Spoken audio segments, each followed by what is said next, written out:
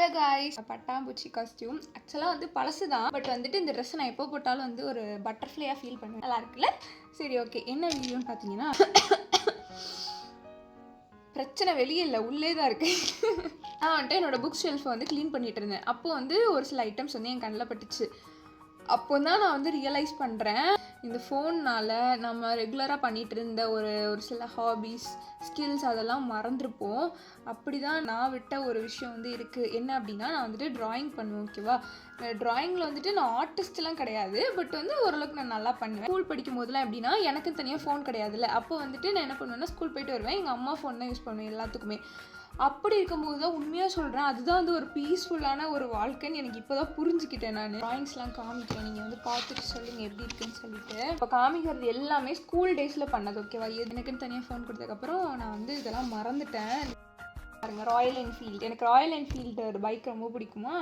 அந்த கொரோனா டைமில் அப்போ வந்துட்டு ஃபுல்லாக வீட்டில் தானே இருப்போம். இப்போ நாங்கள் வந்து எங்கள் வீட்டு பக்கத்தில் இருக்க குட்டி பிள்ளைங்க எல்லோரும் சேர்ந்து ட்ரா பண்ணுவோம். ட்ரா பண்ணிட்டு யார் நல்லா ட்ரா பண்ணியிருக்காங்களோ அவங்க தான் வின்னரு. அந்த மாதிரிலாம் விளாண்டுட்டு இருப்போம். ஒரு அப்பாவும் ஒரு பொண்ணும் அழகாக இருக்குல்ல. இவர் வந்துட்டு அழகாக ஹேண்ட்ஸமாக இருப்பார். நான் இது எங்கேயும் இந்த ஃபோட்டோ பார்த்தேன், எனக்கு ரொம்ப பிடிச்சிருந்துச்சு. அழகாக இருக்கார். எனக்கு அது பொதுவாகவே இந்த மாதிரி ஃபிட்டாக இந்த மாதிரிலாம் தாடி வச்சுட்டு இருந்தால் ரொம்ப பிடிக்குமா. அதனால வந்துட்டு அழகாக இருக்காருப்பா அப்படி சொல்லிட்டு வரைஞ்சேன். இந்த கொரோனா டைமில் வந்துட்டு நிறைய காம்படிஷன் கண்டக்ட் பண்ணாங்க ஆன்லைன்லேயே. ஸோ அதில் வந்துட்டு ஒரு காம்படிஷனாக நான் சேர்ந்து நான் வந்துட்டு அது மெயில் பண்ணி விடணும். ஓகேவா? ஆனால் நான் என்ன பண்ணேன், அந்த டேட்லாம் முடிஞ்சதுக்கப்புறம் மெயில் பண்ணி விட்டேன். அதனால் வந்து என் கூட அவங்க பார்த்தாங்களான்னு கூட தெரில. மஷ்ரூம் வீடு. அதுக்கப்புறம் வீடு பார்த்தீங்களா,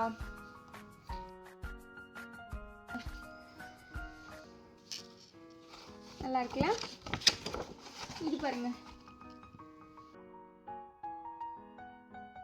எப்போ பார்த்தாலும் நான் ரசிச்சுக்கிட்டே இருக்கிற ஒரு டிராயிங், எனக்கு ரொம்ப பிடிச்ச டிராயிங் தான் அது. எனக்கு ரொம்ப ரொம்ப பிடிக்கும். நீங்கள் பாருங்களேன், அழகாக இருக்குல்ல. திருவள்ளுவரை வரைஞ்சிருக்கேன், அழகாக வரைஞ்சிருக்கேன். அதுதான் மேட்டர். வரைஞ்சிருக்கேன்றதை விட இங்கே பார்த்தீங்களா, அதுவும் வந்துட்டு பக்கத்தில் ஆர்ட் பை மர்சி கோல்டான்னு என் நேமெல்லாம் போட்டு வச்சுருக்கேன். ஆட்டிடியூடு கேர்ளாக இருக்கலாம். மோட்டுவார் பத்லோ கி ஜாடி.